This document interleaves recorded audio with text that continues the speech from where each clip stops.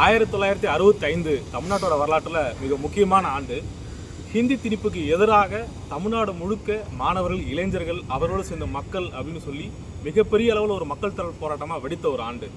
ஜனவரி 26, 1965 இந்திய அரசால் அன்று முதல் இந்தியாவின் ஆட்சி மொழியாக ஹிந்தி தான் இருக்கும் அப்படிங்கிற அறிவிக்கப்பட்டது இந்த போராட்டம் வெடித்தோட முக்கியமான காரணமாக இருந்துச்சு. அதுக்கு எதிராக தமிழ்நாட்டு மாணவர்கள், இளைஞருடைய போராட்டம் அப்படிங்கிறது தான் அதை திரும்ப பெறுறதுக்கு முக்கியமான காரணமாக இருந்தது. இன்றைக்கி வரைக்கும் இந்தியாவினுடைய ஒரே அதிகாரப்பூர்வ ஆட்சி மொழியாக ஹிந்தி இல்லை, அவன் மக்கள் ஏற்றுக்கிற வரைக்கும் ஆங்கிலம் இணைப்பு மொழியாக தொடரணும் அப்படிங்கிற இன்றைய நிலைக்கு அந்த போராட்டம் முக்கியமான காரணமாக அமைஞ்சதுங்க. பராசக்தி திரைப்படம் வெளியாக இருக்குது, நீங்களும் பார்த்துருப்பீங்க. இந்த வரலாற்று பின்னணியை மையப்படுத்தி தான் பராசக்தி திரைப்படம் கூட எடுக்கப்பட்டதாக சொல்லப்படுது. அதில் அதர்வாவுடைய கேரக்டர் பார்த்தீங்கன்னாக்கா மாணவர் ராஜேந்திரன், அண்ணாமலை பல்கலைக்கழகத்தை சேர்ந்த மாணவர் போராளி ராஜேந்திரனுடைய கேரக்டர் தான் அவர் பண்ணியிருப்பார். மாணவர் போராளி ராஜேந்திரனுக்கு தூண்டுகோலாக அமைஞ்சது எது அப்படின்னு பார்த்தோம்னாக்கா கோடம்பாக்கம் சிவலிங்கம், விருகம்பாக்கம் அரங்கநாதன் ஆகியோர்கள் இந்தி திணிக்கப்பட்டால் நாங்கள் அப்படிப்பட்ட ஒரு திணிப்பை நாங்கள் ஏற்றுக்க மாட்டோம்னு சொல்லி தீக்குளித்து உயிர் தியாகம் செஞ்சாங்க. அதுதான் ஒரு மிகப்பெரிய அளவில் மாணவர் போராட்டத்தை தூண்டி விட்டு ஒரு நிகழ்வாக கருதப்படுது.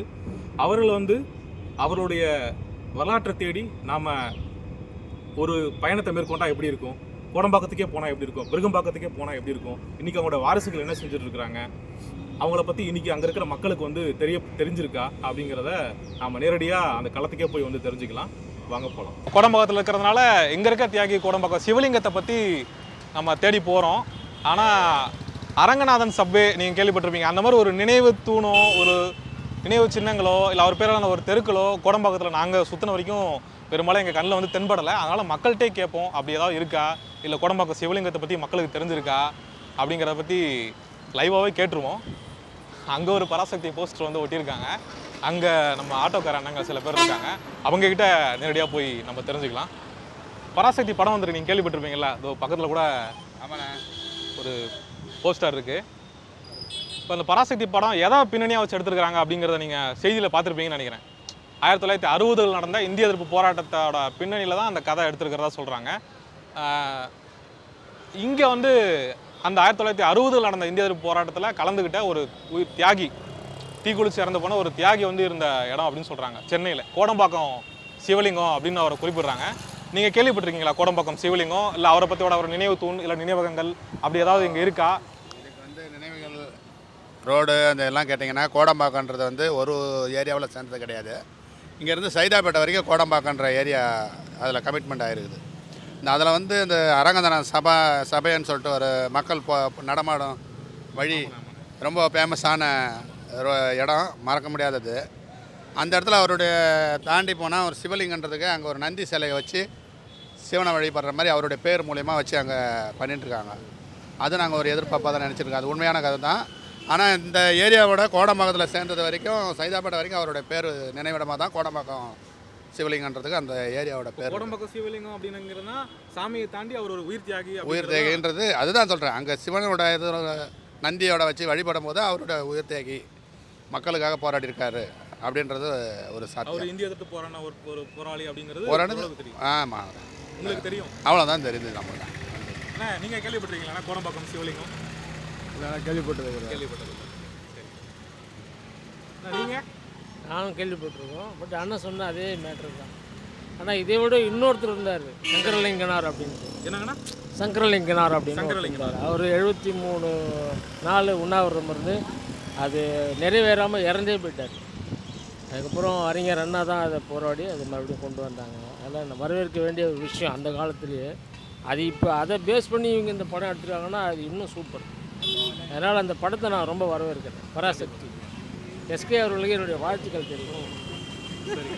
உண்மை அதான், அதை போய் பார்க்கணும், பார்க்கறதுக்கு நேரம் இல்லை. அதனால் அவருக்கு எங்களுடைய வாழ்த்துக்கள்.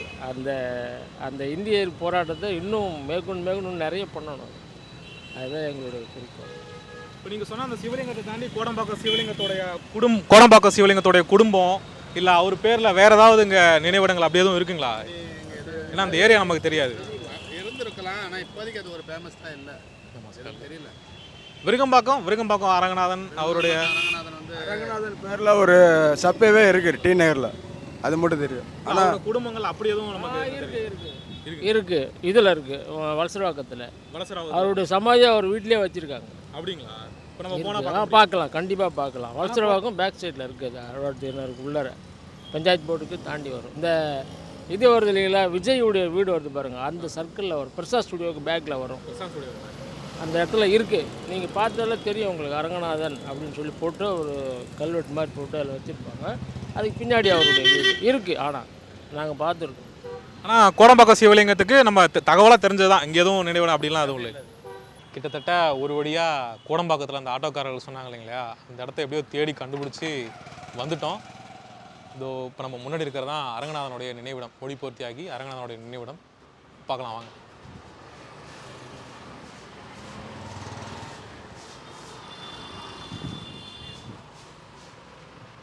துணியெல்லாம் காய போட்டிருக்காங்க. தெரியல, இப்படி காய போடுறத தவிர்த்துருக்கலாம். ரொம்ப மோசமாகவே இதை மறைச்சியே காய போட்டிருக்காங்க.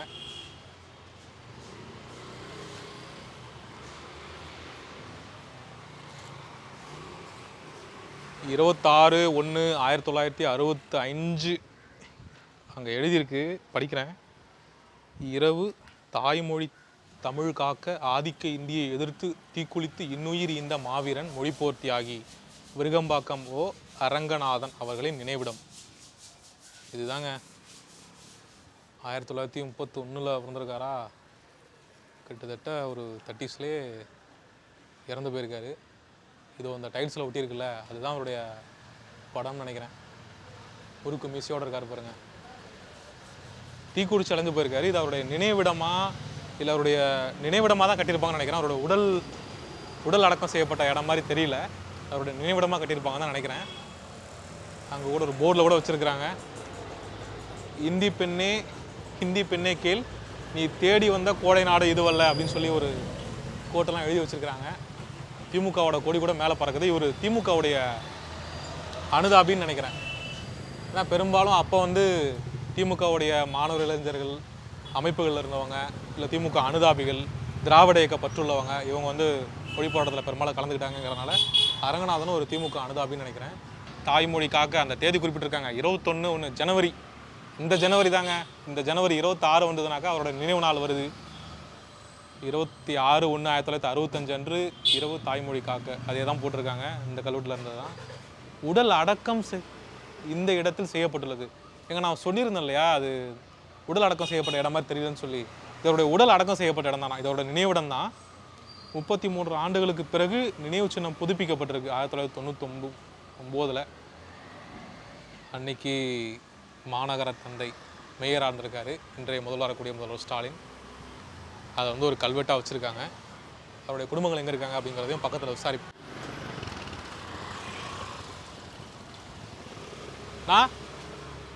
நான் வீட்டில் யாராவது இருக்கீங்களா? இந்த அரங்கநாதன் நினைவிடம் இருக்கு இல்லைங்களா, அவரை பற்றி தெரிஞ்சுக்கலான்னு வந்தோம். யாரை கான்டாக்ட் பண்ணலாம்? அவர் குடும்பம் ஏதாவது இருக்கா?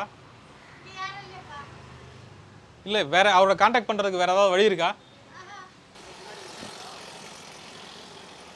அதான் வணக்கம் அண்ணா, இந்த விருகம்பாக்கம் அரங்கநாதன் இருக்கார்ல, அவரோட வரலாறை பற்றி தெரிஞ்சுக்கலாம் அப்படின்னு சொல்லி வந்தோம். மொழிப்போர் தியாகி, அதை பற்றி தெரிஞ்சுக்கலாம் அப்படின்னு சொல்லி. யார்கிட்ட கேட்டால் விசாரிச்சா கிடைக்கும்? பையனே வருவார். அப்படியா? அவர் கான்டாக்ட் நம்பர் எதுவும் கிடைக்குமா? கான்டாக்ட் நம்பர் இல்லை, பக்கத்தில் இருக்கிறது அவங்க சொந்தக்காரங்க தான். அப்படியா? கேட்டால் தெரியாது அப்படின்னு சொல்கிறாங்க. அது அவங்க சொந்தக்காரங்க தான், வருவார். அவரே க்ளீன் பண்ண வருவார். அப்படியா? இல்லை அவர்கிட்ட பேச முடியுமா? அப்போது நம்பர் இல்லை, வேணா சொல்லுங்கள். ஈவினிங்காக வேணா வாங்க. அவர் தான் க்ளீன் பண்ணி, நேற்று முன்னாடி தான் க்ளீன் பண்ணி போனாங்க. அப்படியா? வருவார் அவர். யார்கிட்ட கேட்டால் கான்டாக்ட் நம்பர் கிடைக்கும்? வேணா சொல்கிறேன், நீங்கள் போய் பார்த்துருக்கீங்களா?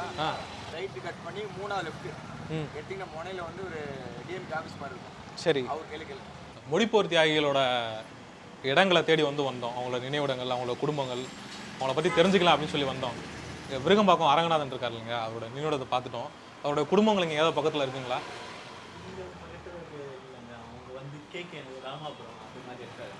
இங்கே பக்கத்தில் யாருமே இல்லையா? அவரோட கான்டாக்ட் ஏதாவது கிடைக்குமா? யாரை பிடிச்சா கிடைக்கும்? எந்த வீட்டில்? நான் பக்கத்தில் அந்த துணி காயப்பட்டிருக்கேன் அந்த வீடா? ஆமாம் ஆமாம், சரி சரி, ஓகே. இங்கே பக்கத்தில் அவருடைய குடும்பங்கள் எங்கேயும் இல்லையா, வேறு இடத்துக்கு மாறி போயிட்டாங்களா, எப்பயோ ஒரு முறை தான் வருவாங்க அப்படின்னு சொல்கிறாங்க. இங்கே தெரியல, விசாரித்து பார்ப்போம்.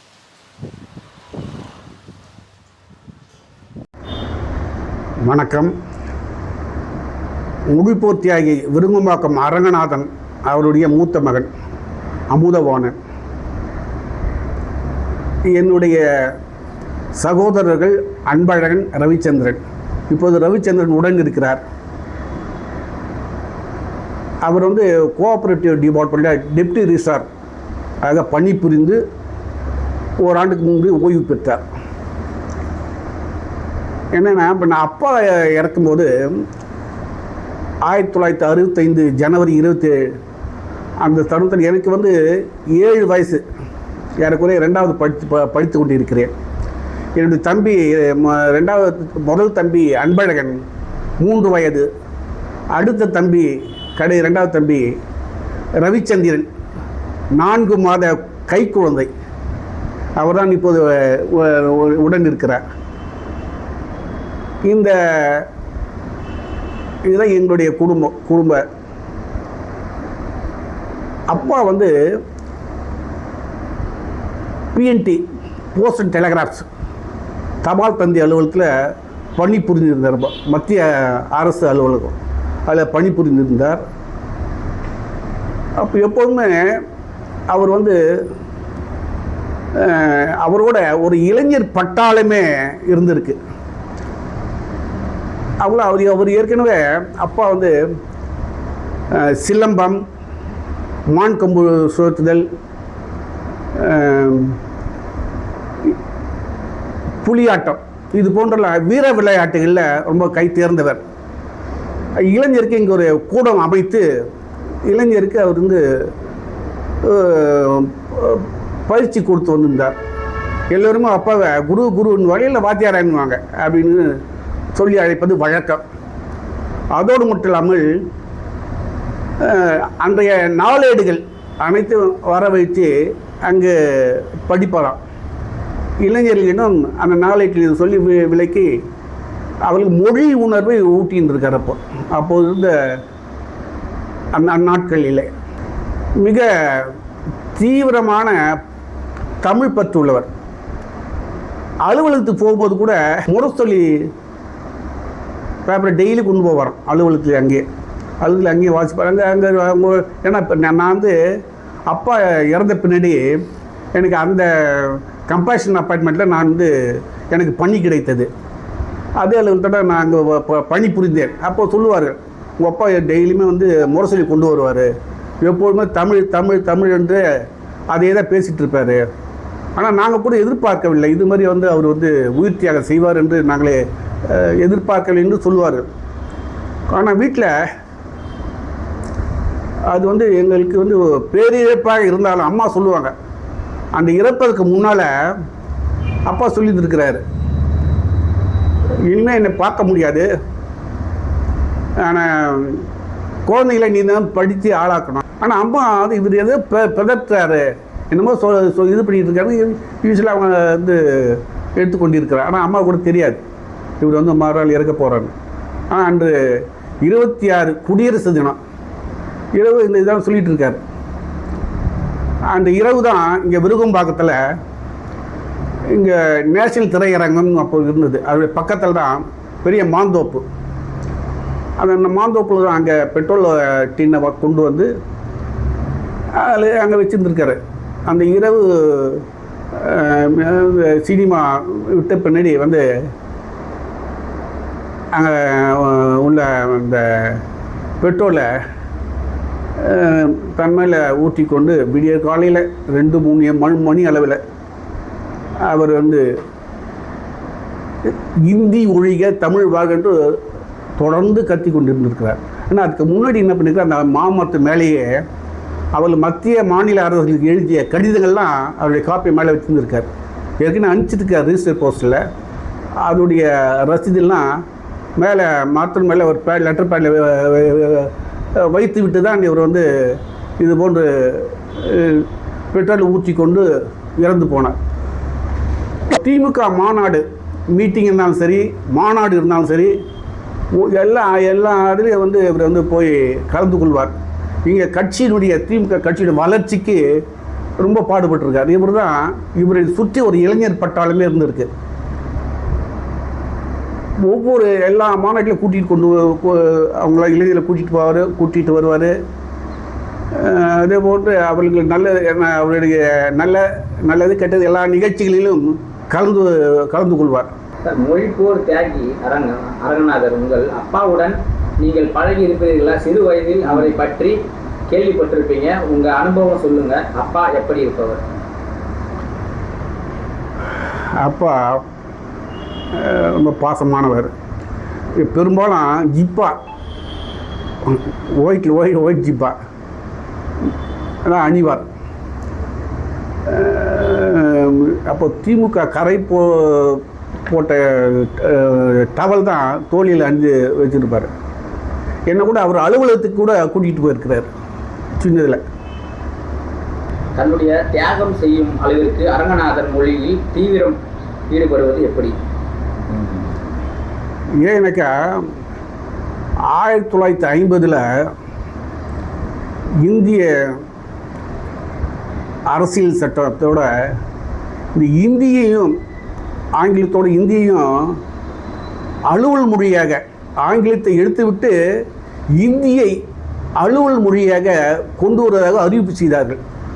1950 15 ஆண்டுகள் கழித்து அது நடைமுறைக்கு வரும் என்று ஏற்கனவே அறிவிப்பு செய்ததால் 65 தமிழ்நாடே எப்போது ஒரே பரபரப்பாக இதை பற்றி பேசிய வண்ணம் இருந்தார்கள். காரணம் திமுக தான் அவருடைய எழுச்சியை அவ்வளோ தூரம் கொண்டு போயிருந்தது. ஆக அனைத்து பள்ளிகளிலுமே இந்தியை கட்டாயமாக்கினார்கள். இந்தி படிப்பது கட்டாயமாக்கினால ஒரே பரபரப்பாக இருந்தது. ஏன்னா அது அப்பா ரொம்ப பாதிப்பு ஏற்பட்டது. என்ன இது மாதிரி இந்தியை கட்டாயமாக திணிக்கிறாங்களே அப்படின்ற அளவில் அவரை ரொம்ப பாதிச்சுது. அந்த பாதிப்பு ஏற்பட்டால்தான் அவர் ஒரு ஏற்கனவே முடிவு செஞ்சிட்ருக்கார்.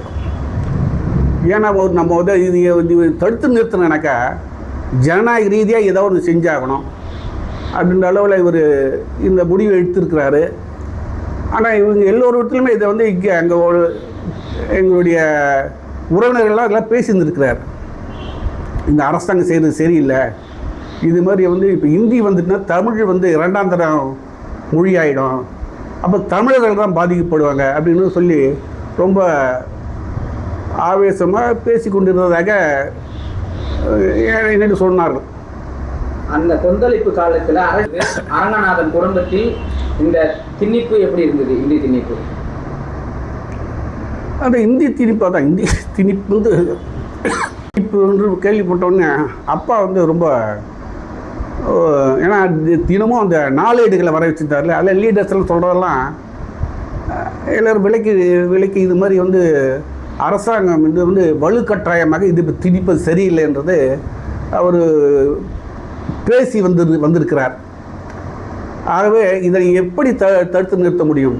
ஏன்னா அனைத்து இங்கே உள்ள தமிழ்நாட்டில் உள்ள தலைவர்கள் அண்ணா கலைஞர் உட்பட அனைத்து தலைவர்களுமே இது தொடர்ந்து தமிழ்நாடு முழுக்க இதுக்கு பிரச்சாரம் செய்திருக்கிறார்கள். ஆக இந்த பத்திரிகையிலும் பரவலாக ஒரு உணர்வை ஏற்படுத்தியிருக்கிறது. ஆகவே இதை எப்படி தடுத்து நிறுத்துவது, இந்த கட்டாய இந்தியை தடுத்து நிறுத்த என்ன யோசித்து இந்த உயிர் தியாகம் செய்வது தான் ஒரே வழி அப்படின்ற முடிவு எடுத்திருப்பார் அப்படின்னு நான் கருதுகிறேன். சார், அவர் விட்டு சென்ற பதிவு ஏதாவது உங்களிடம் இருக்கிறதா? இல்லை, அவரோடு இருந்த ஆவணங்கள் பதிவதை விட்டு சென்றதே எதுவுமே இல்லை. ஆனால் அவரை ஒட்டி அவர் தியாகம் செய்தார்ல, அந்த தியாகத்தை ஒட்டி அப்போதைய வெளிவந்த ஆவணங்கள், பத்திரிகை ஆவணங்கள் அது என்னென்று நான் வைத்துள்ளேன். சின்மய நகர் அருகில் அவருடைய நினைவிடம் இருக்குது. அது ஒவ்வொரு ஆண்டும் திராவிட முன்னேற்ற கழகத்தின் சார்பாக மாவட்ட செயலாளர், இப்போது கூட அமைச்சர் மாண்புமிகு மா சுப்பிரமணியம் அவர்கள் ஆண்டு வருஷம் அந்த நினைவு நாள் 25ஆம் தேதி, ஜனவரி 25ஆம் தேதி அங்கே அஞ்சலி செலுத்துவது வழக்கமாக கொண்டிருக்கிறார். மற்ற கழக நிர்வாகிகள் தொண்டர்களோடு மற்றபடி அவருடைய ஆவணம் உங்ககிட்ட எதுவும் கிடையாதா சார்? ஆமாம், ஆவணம் அவர் விட்டு சென்ற ஆவணம் இல்லை, அவர் அதை ஒட்டி அவர் புரிந்த தியாகத்தை ஒட்டிய ஆவணங்கள் வேணால் பத்திரிகையில் வந்த செய்திகள் தான். அது வந்து அதனுடைய ஆவணங்களை வைத்துள்ளேன். அங்கே நீங்கள் சொன்ன மாதிரி அங்கே நினைவிடம் இருக்குது. சைதாப்பேட்டில் அவர் நினைவு சார்பாக சுரங்கப்பாதை கேள்விப்பட்டிருப்பீங்களே. இங்கே விருகம்பாக்கத்திலே கூட அவர் நினைவாக வந்து அரங்கநாதன் நகர்னு ஒன்று இருக்குது. கலைஞர் தான் அவர் பெயர் வைத்தார். அந்த பராசக்தி திரைப்படம் வந்த பின்பு 1960களில் நடைபெற்ற இந்திய எதிர்ப்பு போராட்டம் பரவலாக இப்போது பேசப்படுகிறது. அந்த மொழி போராட்டத்தில் எண்ணற்ற இளைஞர்கள் கலந்து கொண்டார்கள். இந்த இது பார்த்த உடனே இப்போ அதுதான் என் மனக்கண் முன்னாலே ஓடுகிறது. இந்த திரைப்படத்தை பார்த்த பின்னாடி இந்த நிகழ்ச்சியெல்லாம் எங்களுக்கு கண் முன்னாலே தெரிவதாக உணர்கிறேன். ஒரு மொழிப்போர் தியாகியின் பேரன் நீங்கள் எப்படி உணர்றீர்கள்? மொழிப்போர் தியாகி விருகம்பாக்கம் அரங்கநாதன் பேரனாவேன். அதை பற்றி நான் அறிந்தவுடன் மிகவும் பெருமையாக உணர்ந்தேன். ஒரு மொழிக்காக தன் உயிரை தியாகம் செய்திருக்கிறார் என்ற செய்தி கேட்டவுடன் எனக்கு அது மிக பெருமையாக உள்ளது. அது இன்றைய தலைமுறையை சேர்ந்தவர் உங்கள் தாத்தா தலைமுறையில் தற்போது உங்கள் தலைமுறையில் என்ன வேறுபாடு என்று நினைக்கிறீர்கள்? அன்றைய மொழி போராட்டம் மிக தீவிரமாக இருந்துள்ளது என்றது இப்பொழுது தெரிய வருகிறது. இன்றைய தலைமுறை அதை வந்து தெரிந்து கொள்ள வேண்டும், புரிந்து தெரிந்து கொள்ள வேண்டும் எதற்காக அந்த போராட்டம் நடைபெற்றது என்று. இன்றைய தலைமுறையில் அதே அளவுக்கு மொழி உணர்வோடு உள்ளதா நினைக்கிறீர்களா நீங்கள்? கண்டிப்பாக மொழி உணர்வு உள்ளது. அனைத்து மாணவர்களுக்கும் அனைத்து இளைஞர்களும் இதை உணர வேண்டும். இந்த மொழி பற்றி உணர வேண்டும். மொழி உணர்வு கண்டிப்பாக இருக்க வேண்டும். வரலாறு தெரியாம ஒரு சமூகம் புதிய வரலாறை படைக்க முடியாது அப்படின்னு நீங்க சொல்ல கேட்டிருப்பீங்க. அது எந்த அளவுக்கு உண்மையோ அதே போல புதிய வரலாறு படைக்க மட்டும் கிடையாது, நிகழ்கால சமூகத்தை புரிஞ்சுக்கிறதுலையுமே கடந்த கால வரலாற்றை தெரிஞ்சுக்கிறது அப்படிங்கிறது முக்கியமானதாக இருக்குது அப்படிங்கிறதாங்க நிதர்சனமான உண்மை. நேற்றோட தொடர்ச்சி தான் இன்னைக்கு, இந்தியோட தொடர்ச்சி தான் நாளை, இல்லைங்களையா? அந்த மாதிரி 1965 மொழி போராட்டத்தை நீக்கிட்டாக்க இன்னைக்கு இருக்கக்கூடிய தமிழகத்தை நம்ம புரிஞ்சிக்கவே முடியாது முழுமையா அப்படிங்கிறதான் நம்முடைய பார்வையாக இருக்குது. சினிமா வர்றது அப்படிங்கிறது ஒரு பக்கங்க, ஆனால் வரலாறாகவே புரிஞ்சுக்கிறது அப்படிங்கிறது ரொம்பவே அவசியம் இல்லையா? அந்த வகையில் தான் கோடம்பாக்கம் சிவலிங்கம், விருகம்பாக்கம் அரங்கநாதன் ஆகிய மொழிப்போர் தியாகிகளை வந்து நாம் அறிமுகப்படுத்தியிருக்கோம். அவங்க மட்டும் இல்லை, இன்னும் எண்ணற்ற இளைஞர்கள் தியாகிகள் வந்து இருக்காங்க. அவர்களை தெரிந்து கொள்வதன் மூலமாக நாமும் வரலாற்று அறிவு பெறுவோம், வரலாற்றை தெரிந்து கொள்வோம், வரலாற்றை படைப்போம். 1,25,00,000 மனங்களை வென்ற தந்தி டிவி யூடியூப் சேனல். தவிர்க்க முடியாத தம்ப்நெயில்ஸ், கலக்கலான கான்டென்ட்ஸ். நீங்களும் இந்த குடும்பத்தில் இணைய இப்பவே சப்ஸ்கிரைப் பண்ணுங்க. அசுரபலம் கொண்ட எங்கள் டிஜிட்டல் கரங்களில் உங்கள் விளம்பரங்களை சேர்க்க வாட்ஸ்அப் பண்ணுங்க 8939888378. Email advttanditv@dttv.in.